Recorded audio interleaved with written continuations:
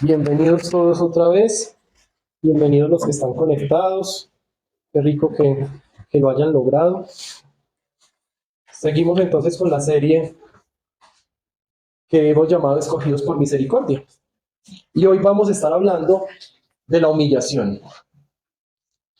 Hoy vamos a estar hablando de lo que realmente nos hace grandes como hijos de Dios, que es el humillarnos. Y vamos a aprender a humillarnos cómo.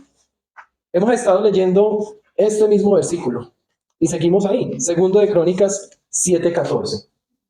Si mi pueblo que lleva mi nombre se humilla y ora y me busca y abandona su mala conducta, yo lo escucharé desde el cielo, perdonaré su pecado y restauraré su tierra. Recordemos que este es un versículo que cita las palabras de Dios en respuesta al rey Salomón. Cuando el rey Salomón termina de construir el templo, y de nuevo, cuando quieran leer la historia, está ahí mismo en segundo de Crónicas, capítulo 6, un capítulo más atrás para que lo lean en sus tiempos libres. Entonces el rey Salomón termina de construir el templo y lo que hace es orarle a Dios para consagrar ese templo. Pero también le ora y le dice, Dios, perdona el pecado de mi pueblo, restaura nuestra tierra, escúchanos cuando te invoquemos. Entonces Dios le responde a Salomón con este versículo y le dice, claro que sí, yo iré desde el cielo, yo perdonaré su pecado y yo restauraré su tierra, pero, y es donde está la condición, si mi pueblo que lleva mi nombre, es decir, en un sentido, en un contexto virtual, nosotros, si mi pueblo que lleva mi nombre se humilla y ora y busca mi rostro y abandona su mala conducta. Es lo que hemos estado viendo esta semana o estas semanas. Comenzamos hablando de la identidad en Cristo. Mi pueblo que lleva mi nombre, somos nosotros, tenemos una identidad en Cristo. Ya yo no me puedo identificar como Jonathan, porque cuando la gente me ve a Jonathan, pero también ve un pueblo cristiano. Ya no nos podemos identificar solamente con lo que nosotros decimos o hacemos, porque hacemos parte de un grupo que es los cristianos. Y la gente va a decir, mira, ya va el cristiano lo que está haciendo. Esa identidad en Cristo que la debemos cuidar, porque ahora llevamos su nombre. Y esa identidad en Cristo, Dios nos dice, si mi pueblo que lleva mi nombre se humilla, y ahí vamos a estar ahora. Hoy vamos a estar ahora hablando de la humillación. En las próximas semanas vamos a estar hablando de la oración, de la devoción y de la conversión. Entonces, este segundo elemento que estamos viendo, que es la humillación,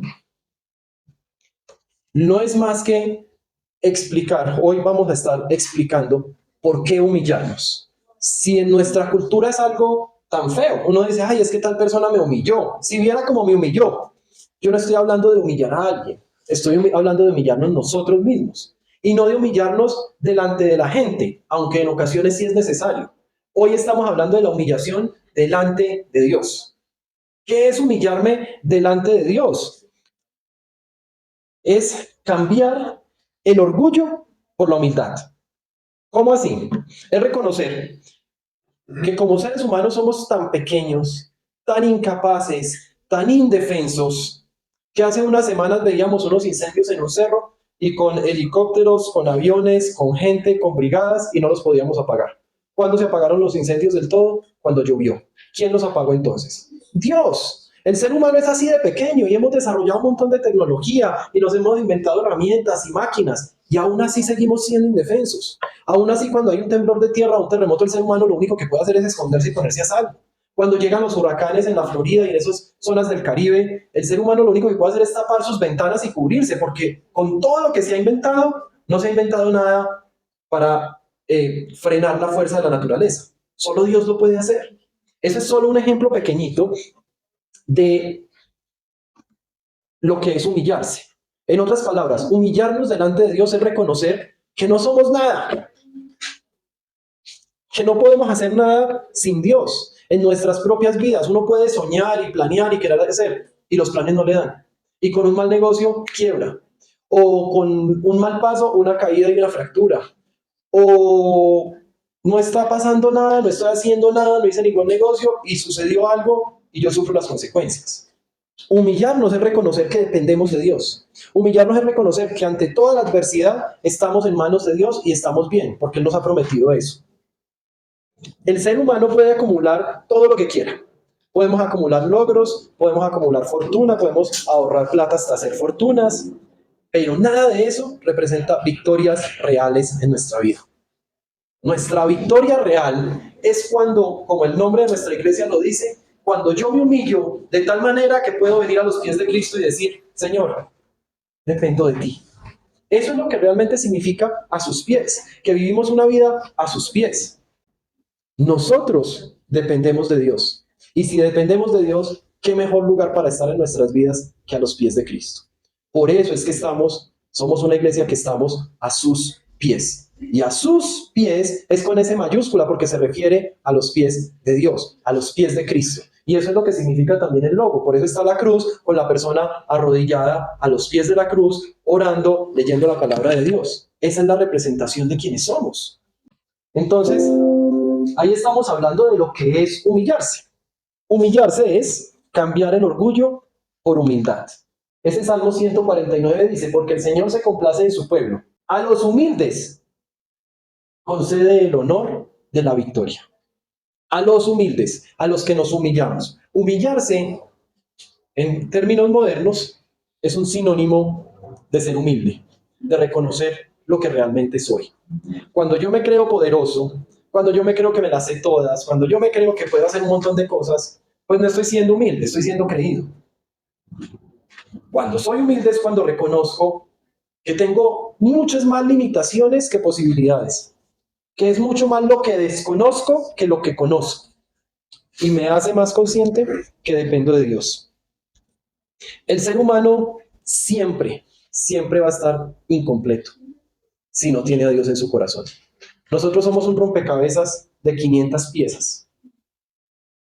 Y han visto a la gente que arma rompecabezas y luego los enmarcan y los ponen en la pared.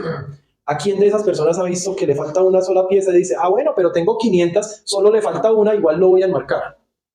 Nunca lo hacen, porque si le falta una pieza, está incompleto.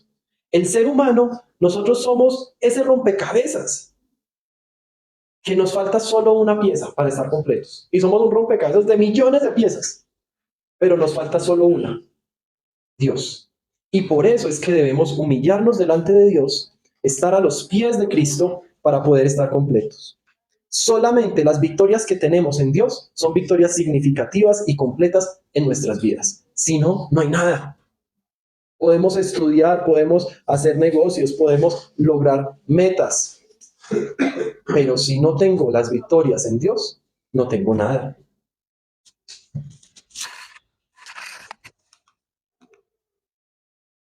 A mí normalmente no me gusta dármelas de mucho mostrando palabras en hebreo, porque no sé hebreo, entonces estaría chicaneando. Y estamos hablando de la humildad, de humillarnos. Pero esa palabra se lee como cana.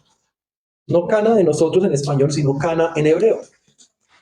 Y cana, si escribimos eso en Google y lo traducimos a español, significa humillarse. Y si le busco sinónimos a cana, dice ser humilde. Y si le busco aplicación en la cultura hebrea, ¿saben qué significaría eso? Significaría doblar las rodillas. Y no es doblar las rodillas para montar allá en bicicleta, es doblar las rodillas para venir a nuestras rodillas. ¿Sí? Recuerden lo que sucede en las películas cuando alguien saca una pistola y se la pone al otro. ¿Qué es lo que le pide que haga para humillar? Arrodíllese. ¿Sí? Es un símbolo de humillación y viene desde la cultura hebrea, idioma en el que fue escrito este versículo. Ese versículo o esa palabra, cana, se usaba para que las personas identificaran que humillarse es hacerse humilde, y hacerse humilde se logra de rodillas. Y escuchamos coloquialmente en Colombia que la gente dice, no, es que tengo muchos problemas. No, hermano, hay que doblar rodilla. Bueno, entonces hay que cana. Pero doblar rodilla no es solamente venir a decir, Dios, ayúdame, es que estoy... Esa oración para doblar rodilla en el sentido estricto de esa palabra debe incluir humillación, un corazón humillado, un corazón humilde delante de Dios y delante de las personas. Y miren esto cómo va en contra de la cultura actual. La cultura actual promueve actitud de soberbia, de arrogancia, el carro más grande. Nos prestamos en la cultura de mostrar de la arrogancia. ¿sí? De sobresalir con lo que no debemos sobresalir. Antes uno remendaba los pantalones. Ya no, qué pena que a uno le den un pantalón remendado. ¿Pena de qué? Eso es a lo que nos lleva la cultura. A sobresalir, a ser más grandes, gente que se hace cirugías para ser más grandes. En el gimnasio allá, más allá de la salud, es haciéndonos fuertes para vernos más grandes. Pero Dios nos pide humillación. Dios nos dice en otros versículos que el que quiera ser el más importante se debe hacer el más insignificante. El que quiera tener honra debe servir, así como Jesús vino a servir. Dice en la Biblia de Estudio Thompson en línea, que uno puede descargar, se llama Seminario Biblia Thompson, encontré esa frase, dice, el simple hecho de querer hacer las cosas a nuestra manera es una falta de humildad. Y la encontré precisamente estudiando esta palabra, hace un tiempo que la estaba estudiando. El simple hecho de yo querer hacer las cosas a mi manera es falta de humildad. Entonces debemos evaluar, porque no solamente estamos hablando delante de Dios. Claro, sería muy absurdo yo escuchar claramente de Dios que me diga, haga esto, y yo decir, no, yo sé que esto es mejor. Sería absurdo. Pero ¿qué tantas veces nos sucede eso delante de otras personas? Al lado de nuestros compañeros de trabajo, o de nuestras autoridades, o nuestros vecinos, nuestros amigos, nuestra familia. Queremos hacer las cosas a nuestra manera. No, es que yo sé, yo he hecho esto mucho tiempo. Bueno, y si aplicamos la humildad, decimos, me voy a dar la oportunidad de hacerlo diferente a ver qué resultado tenemos. Eso se llama falta de humildad, falta de humillarnos. Humillarse es ser humilde. Y quiero mostrarles unos ejemplos de la Biblia. ¿Cuál es el resultado de la humillación? Entonces, alístense porque vamos a pasear por la Biblia. Acá podemos ver el desenlace de la historia de Roboam. Para ponernos un poquito en contexto, en capítulos o versículos anteriores, vemos que el pueblo de Dios había abandonado la ley del Señor. Habían abandonado la ley, cuando decimos la ley del Señor es la palabra. Se habían alejado de Dios. Y cuando hicieron eso, llegó el ataque del enemigo. Y entonces, llega después el momento en que todo el pueblo de Dios comienza a humillarse delante de él. Y ahí es cuando llegamos a este versículo. En el capítulo 12, versículo 6. Los jefes israelitas y el rey confesaron ¿con qué? Con humildad. Se humillaron. Dejaron la soberbia en la que la sociedad nos mueve y se humillaron. Claramente dice la palabra de Dios ahí. Los jefes israelitas y el rey confesaron con humildad. El Señor es justo. Cuando el Señor vio que se habían humillado, le habló nuevamente a Semaías y le dijo, puesto que han mostrado humildad, ya no voy a destruirlos. Dentro de poco tiempo los liberaré. No voy a permitir que Sisac ejecute mi castigo sobre Jerusalén. Ellos se habían apartado de Dios. Los reyes, el rey y los líderes se humillan delante de Dios. Y Dios responde, como se han humillado, entonces los voy a perdonar, no los voy a destruir. Atención a las palabras, dice, no voy a permitir que Sisac ejecute, ¿cuál castigo? Mi castigo, es Dios hablando. No es Sisac el que quiere castigar al pueblo, él iba a ejecutar el castigo de Dios. Y Dios, ante la humillación, los perdona y dice, como han venido a mí con humillación, humillados con humildad, los voy a perdonar. Ahí mismo más adelantico, versículo 12. Por haberse humillado Roboam, es como la conclusión, y porque aún quedaba algo bueno en Judá, el Señor apartó su ira de él y no lo destruyó por completo. ¿Por qué no fue destruido Roboam? Por haberse humillado. Lo dice claro la palabra, no es mi conclusión, no es lo que yo creo, está escrito literalmente en la Biblia. Por haberse humillado Roboam y porque aún quedaba algo bueno en Judá, el Señor apartó su ira de él y no lo destruyó por completo. Otro ejemplo está en 2 de Crónicas 30:11. Y ahí estamos es con Ezequías. Cuando ellos estaban viviendo situaciones difíciles y de burla, se humillaron y encontraron el favor de Dios. Yo les recomiendo que entre semana, para que tengan mayor contexto, busquen estos versículos nuevamente y lean el contexto. Yo les doy un contexto rápido porque no alcanzamos a leerlo todo. Pero aquí en Ezequiel, en 2 de Crónicas 30:11, está esa historia, la historia de Ezequías. Él estaba viviendo opresión, burla, humillación, soberbia. Y en el momento en que se humilla él y su gente delante de Dios, reciben el favor de Dios. Y ese es este pasaje. No obstante, algunas de las tribus de Aser, Manasés y Zabulón, se humillaron y fueron a Jerusalén. Ahí vemos que se humillaron, ¿cierto? Y pasamos al capítulo 32, versículo 26, cuando dice: luego Ezequías, junto con los habitantes de Jerusalén, se arrepintió de su orgullo y mientras él vivió, el Señor no derramó su ira contra ellos. Venían de vivir situaciones sociales difíciles de opresión.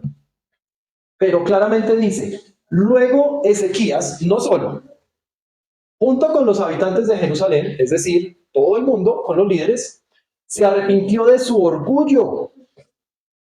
¿Y qué sucedió cuando se arrepintió de su orgullo? Que el Señor no derramó su ira contra él.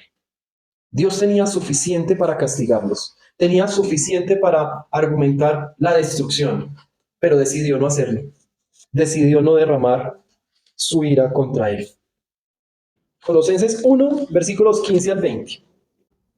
Él es la imagen del Dios invisible, el primogénito de toda la creación, porque por medio de él fueron creadas todas las cosas, en el cielo y en la tierra, visibles e invisibles, sean tronos, poderes, principados, autoridades, todo ha sido creado por medio de él y para él.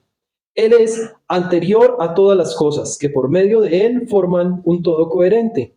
Él es la cabeza del cuerpo, que es la iglesia. Él es el principio, el primogénito de la resurrección, para ser en todo lo primero. Porque a Dios le agradó habitar en él con toda su plenitud, y por medio de él reconciliar consigo todas las cosas, tanto las que están en la tierra como las que están en el cielo, haciendo la paz mediante la sangre que derramó en la cruz. ¿De quién está hablando? ¿Quién es él? Jesús. Podríamos volver a comenzar a leer y cambiar todos los pronombres que dicen él por Jesús. Jesús es la imagen del Dios invisible, el primogénito de toda la creación, porque por medio de Jesús fueron creadas todas las cosas. Está hablando claramente de Jesús. Entonces, Jesús, Jesucristo, nuestro Señor Jesucristo, siendo el primogénito de toda la creación, estando sobre todas las cosas, siendo el nombre sobre todo nombre. Cristo está por encima de todo, fue creado antes de todo, todo fue creado en él. Y en Filipenses 2:8 nos dice que aún así, al manifestarse como hombre, ¿sé qué? Se humilló a sí mismo. Él no humilló a otros.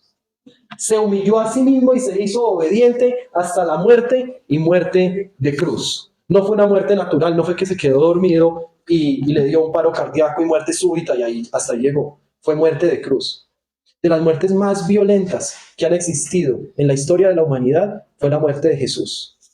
La muerte de cruz era el cumplimiento de una sentencia de muerte, que en la actualidad es una inyección letal o una cámara de gas o la silla eléctrica, o hay países donde todavía existe la horca y cuelgan a las personas. Todavía en la actualidad existe. Y aún así no es tan cruel como la muerte de cruz. Lo que vivió Jesús y lo vivió por nosotros. Es una muerte cruel, de tortura, una muerte de sufrimiento, una muerte de humillación pública. Él fue crucificado en la parte superior de un monte que se llama el Monte de la Calavera. Fue crucificado entre dos delincuentes, sin haber pecado, siendo el nombre sobre todo nombre. Pero antes de cerrar, quiero hablar un poquito del contexto. ¿Qué es humillarse? ¿Qué era humillarse en el contexto del rey Salomón? Porque es diferente a humillarse hoy en día. En el contexto del rey Salomón, recordemos que esto era una sociedad fuertemente jerarquizada. Al sumo sacerdote, que era como decir el obispo, él tenía autoridad. Los gobernantes de turno le obedecían lo que él dijera, se hacía lo que la persona dijera. Y era esa la jerarquía. A los reyes se les besaba el anillo cuando llegaban. ¿Cuántas personas no besaban ese anillo? Y había que besarle el anillo, había que rendirle venias. Y había otros que lo llevaban al extremo. Era una sociedad muy jerarquizada, se notaban mucho esa jerarquía. Y ellos usaban la humillación, porque entre más humillo al otro y más lo bajo, pues más alto me siento yo. Si hay 10 árboles en un jardín y yo corto 9, pues hay uno que se va a ver más grande. Si yo humillo al resto de las personas, pues yo me voy a ver más poderoso. Y eso era una práctica muy común. La humillación en esa época se consideraba como una forma de castigo y de control social. Para castigar a las personas, entonces los humillaban. Para controlar la sociedad y que unos no se subieran porque se subían y cogían mucho poder, entonces las autoridades perdían poder, entonces usaban la humillación. Era una forma de controlar socialmente. Cuando los delincuentes cometían delitos, recibían insultos, humillaciones. No era solamente la pena, iba a un calabozo y, digamos, dignamente pagaba su sentencia. No, los humillaban, los sometían al escarnio público y la sociedad estaba entrenada para que cuando el delincuente iba caminando de la mano de la autoridad, lo humillaban y le gritaban cosas. Porque la humillación era una forma de castigo. La humillación llevaba a quitarle el honor a las personas. Cuando la persona era humillada públicamente, la persona perdía su honra. Pero la humillación en esa época ya se identificaba como un acto de reverencia y de respeto a Dios. El ejemplo lo vemos con Salomón, porque el mismo Dios le dice, si mi pueblo que lleva mi nombre se humilla. Son dos aspectos, dos caras de una misma moneda. La humillación, la moneda de la humillación, por un lado es escarnio público, control, castigo, perder la honra. Pero por la otra moneda de la humillación, por el otro lado, donde está Dios, la humillación es reverencia a Dios.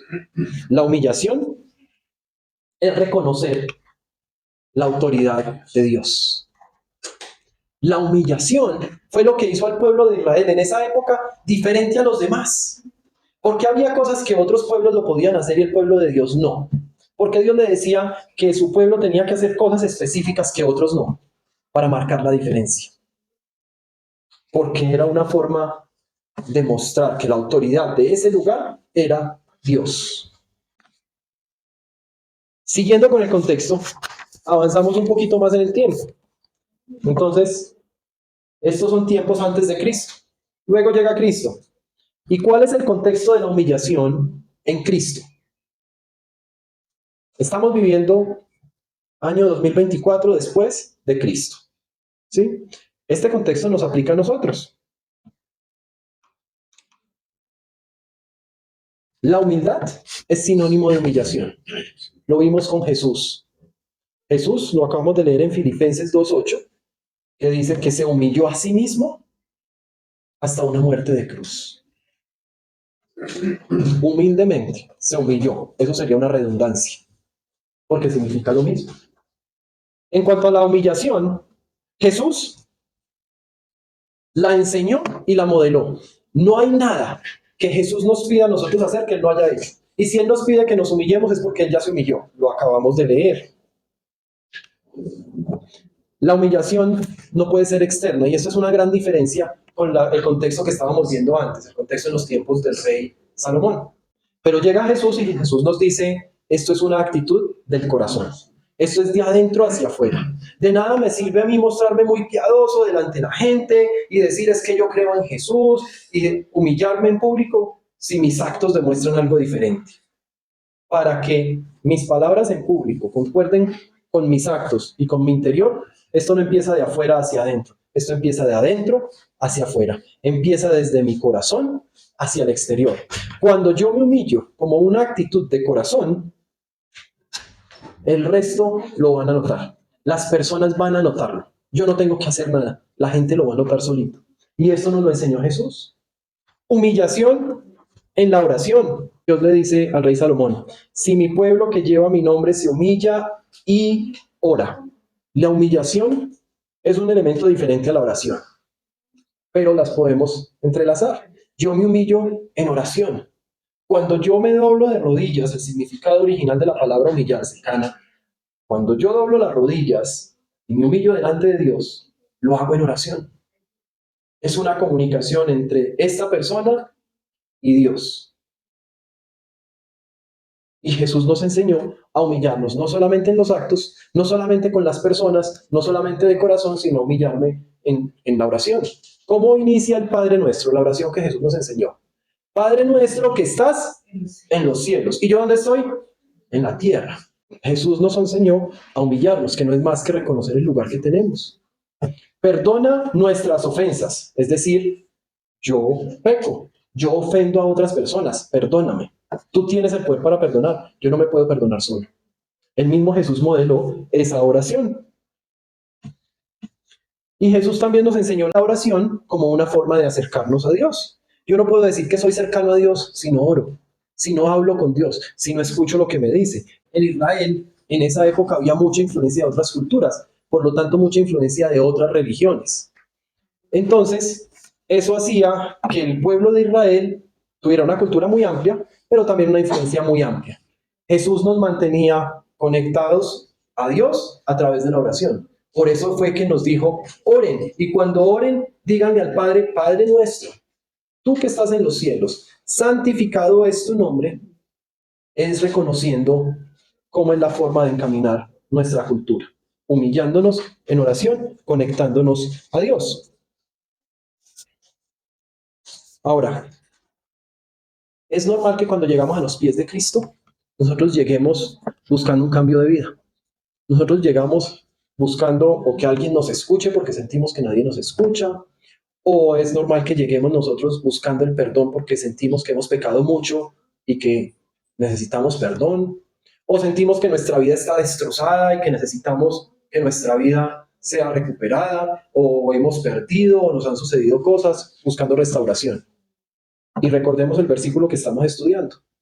La condición es humillarnos, orar, buscar el rostro de Dios y abandonar nuestra mala conducta.